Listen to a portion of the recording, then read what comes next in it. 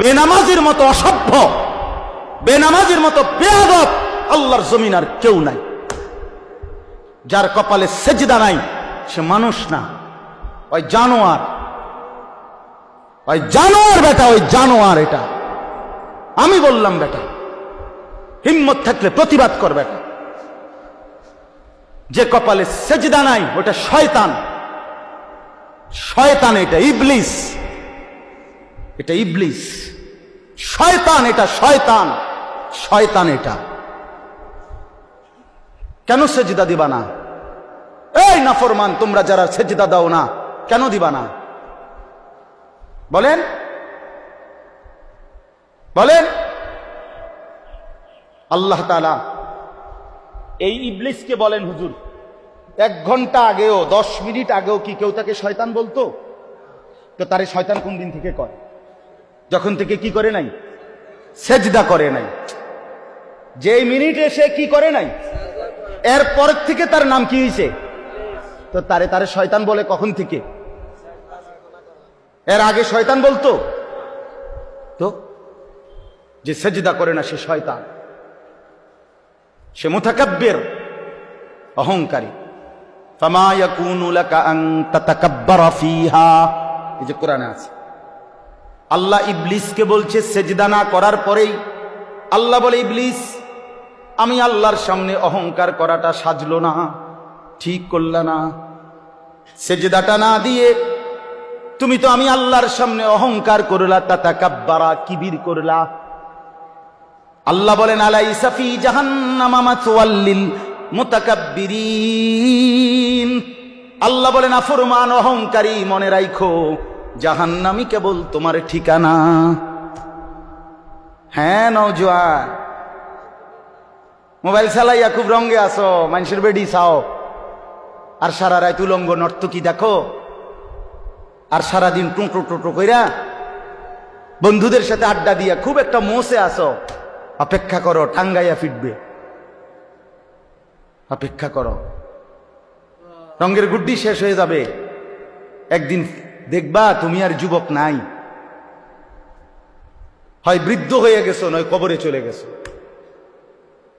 অমিনকুম মান ইউতাওয়াফা মিন ক্বাবলু অমিনকুম মান ইউরাদ্দু ইলা আরযালিল উমর।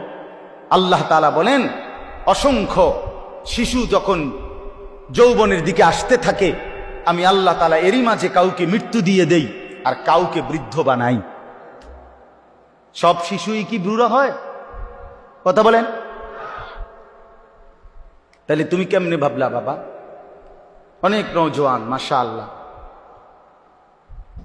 হাসান বসরি রহমাতুল্লাহ আলাইহি একদিন যুবকদেরকে দেখে বলছিলেন, ইয়া মা'শারাশ শাবাব, হে যুবকরা শোনো, ইন্না যারআ কাদ তুদরিকুহুল আহাতু ক্বাবলা আন ইয়াবলুগা।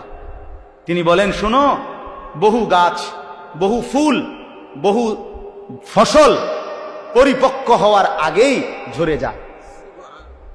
ঝরে যায় না? এই আম গাছে যতগুলো মুকুল ধরে, যদি এতগুলো আম হইতো, সবটা কি পরিমাণ আম হইতো, কিন্তু সব মুকুল কি আম হয়? ঝরে যায় কি না? এই জন্য যুবক ভাই আমার, ওই চাচা বুড়া হইছে দেখা তুমি বুড়া হইবা তার কোনো নিশ্চয়তা নেই। না ভাইয়া, কোনো নিশ্চয়তা নাই। এজন্য আল্লাহ তাআলা বলেন, ইল্লাল মুসাল্লিন। এই বদভ্যাস থেকে বাঁচবে কারা? যে পাইতে দেরি হইলে হতাশ হয়ে যায়, আর পাইলে বখিল হইয়া যায়, লোভী থাকে, অধৈর্য থাকে, ভীরু হয়। আল্লাহ বলেন, মানুষের এই স্বভাব থেকে মুক্ত থাকবে কারা? ইল্লাল মুসাল্লিন, পাক্কা নামাজি যারা। আল্লাহ বলেন, আমার পাক্কা নামাজি বান্দা যারা, তারা না পেলে হতাশ হয় না, আর পাইলে কৃপণতাও করে না। সুবহানাল্লাহ, সুবহান। ইল্লাল মুসাল্লিন, যারা আমার নামাজি বান্দা। আল্লাযীনা হুম আলা সালাতিহিম দাইমুন, মানবীয় স্বভাবের ত্রুটি থেকে মুক্ত থাকে তারা। আল্লাহ বলেন, যারা দায়েম, সদা সর্বদাই নামাজ আদায় করতে থাকে। কখন কখন নামাজ আদায় করে, কখন? সর্বদা। কখন বলেন না? কখন? দা ইমুন অর্থ সর্বদা নামাজ আদায় করে। সর্বদা বলতে বুঝছেন মানে প্রত্যেক শুক্রবার। সর্বদা বলতে কি মুস্তফা ভাই? প্রত্যেক শুক্রবার 2 রাকাত, একটা 25-এ মসজিদে ঢোকে, একটা 37-এ বাইরে। ঢাকায় কত বড় ঢাকায়! একটা 25-এ ঢোকে, একটা 37-এ। এই 10 মিনিটের মধ্যে 20 মিনিটের মধ্যে গড়ির দিকে চাইছে মনে 50 বার। কারণ এই যে গুড়া কিরমি কামড়ায়, গুড়া কিরমি কামড়ায়, ইবলিসে কামড়ায়। ইবলিসে তো মসজিদের বাইরের থেকে ডাক দেয়, এতক্ষণ বইয়ে রয়েছে মসজিদে, কি করো? তাড়াতাড়ি বাইরে বেটা, তোর মতো লোক কি মসজিদে বইয়ে থাকুন না? এই জন্য ইমাম সাহেব সালাম ফিরাইতে দেরি, সাথে সাথে মসজিদ থেকে বাইর হয়ে যায়।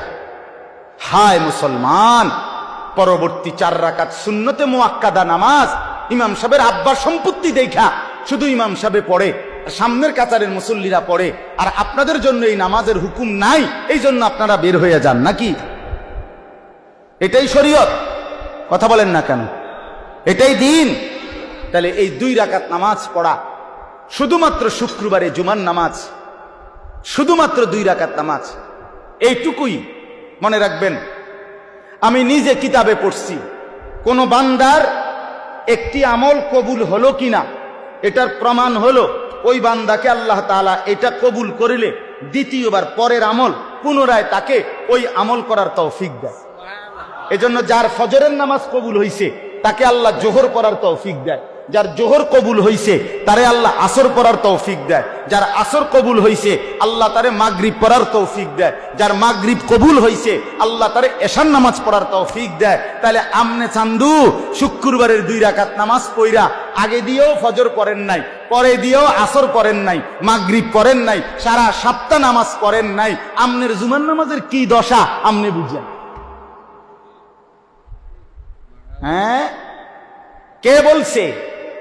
এই যুবক ছেলেরা, তোমরা যারা শুধু জুমার নামাজ পড়ো, অথবা মাঝ বয়সী যারা, আপনারা যারা শুধু শুক্রবারের 2 রাকাত নামাজ পড়েন, এটা আপনাদেরকে কে শিখাইছে বলেন? কার থেকে আপনারা এটা নিলেন বলেন? কোন আলেমে দ্বীন কোনদিন আপনাদেরকে বলছে যে এক মুসলমানের জন্য নামাজ শুধু শুক্রবারে? কথা বলেন না কেন? তাহলে এটা আপনারা কোত্থেকে নিলেন? কিভাবে নিলেন আপনারা? মসজিদগুলো দোতলা হয়, শুক্রবারে জায়গা হয় না। মসজিদ ভাঙ্গা নতুন মসজিদ হয়, জুমার নামাজে জায়গা হয় না। মসজিদ কি শুধু জুমার নামাজের জন্য না 5 ওয়াক্ত নামাজের জন্য? হ্যাঁ, শুনেন, এটা মনে রাখেন। ইহুদিদের হাতে এই যে আজকে ইসরায়েল মুসলমানের রক্তে ভাসায় ফেলতেছে ফিলিস্তিন, গাজা, এখন আবার হামলা শুরু করছে লেবাননে। এই ইহুদি বেঈমানরা, এই ইহুদি কাফেররা, ওদের একটা ধর্মের বিশ্বাস আছে জানেন?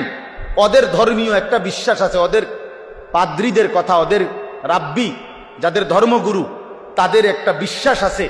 তারা বলে যে মুসলমান যেদিন জুমা এবং ফজর, মুসলমানের এই 2 নামাজ যেদিন বরাবর হবে, সেদিন মুসলমানের হাতে গোটা পৃথিবী মুসলমানের কদমের নিচে আসবে। কোন নামাজ? জুমা এবং ফজর। আমি নিজে কিতাবে পড়ছি।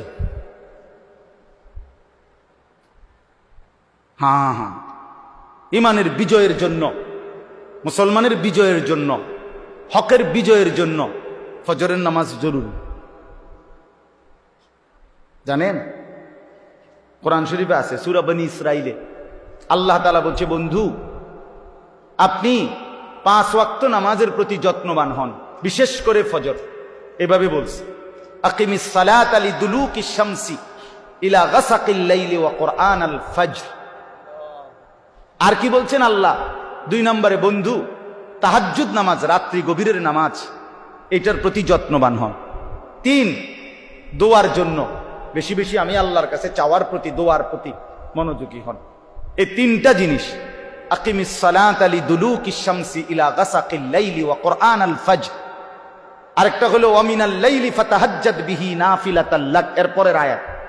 এরপরের আয়াত ওয়াকুর রব্বি আদখিলনি মুদখালা সিদকিন ওয়া আখরিজনি, এই দোয়া।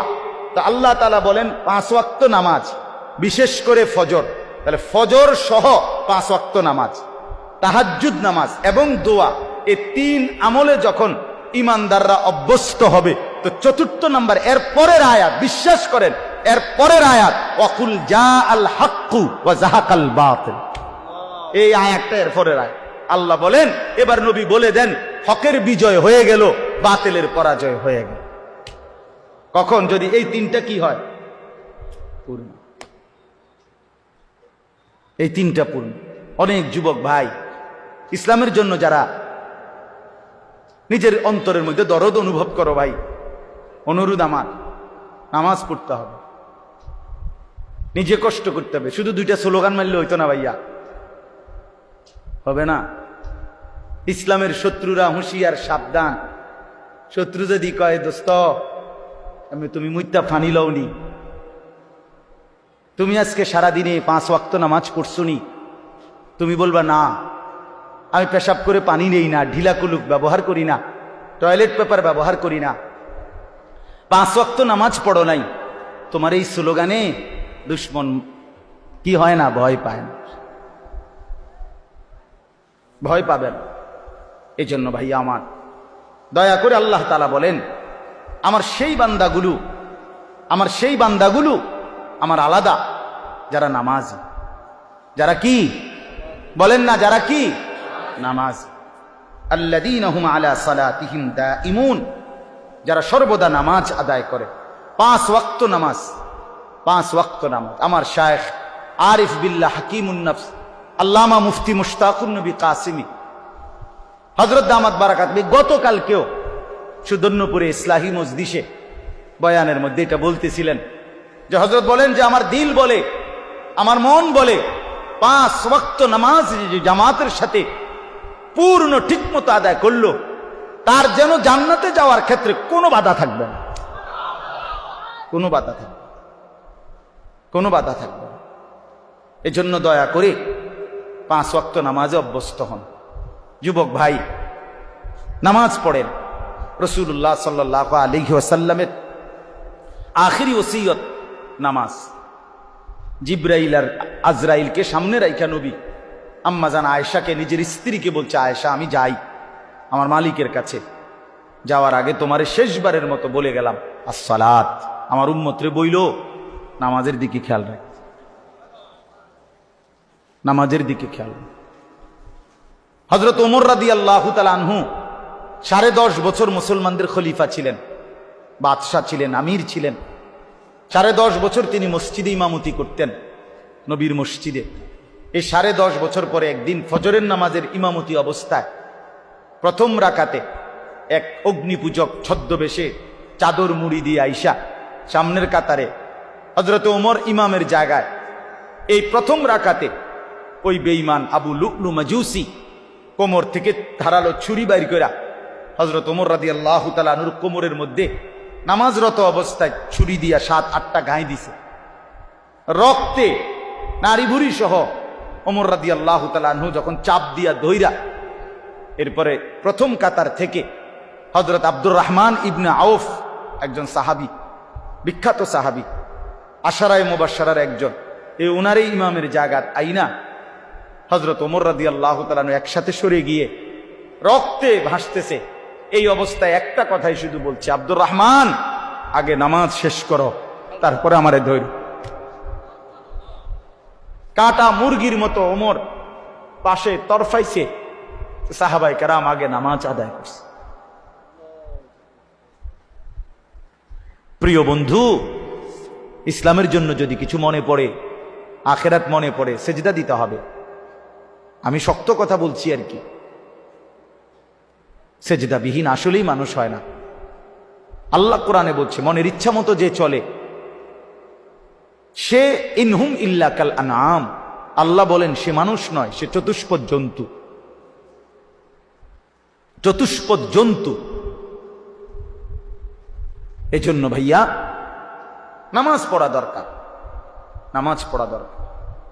অনেক যুবক ভাই সামনে আছে, দাঁড়িয়ে আছো, সবার কাছে অনুরোধ নিজের উপরে কদর করো ভাই, নিজের উপরে দয়া করো। এই মোবাইল শেষ পর্যন্ত ভালো কিছু দিবে না, এই বন্ধুদের আড্ডা শেষ পর্যন্ত ভালো কিছু দিবে না।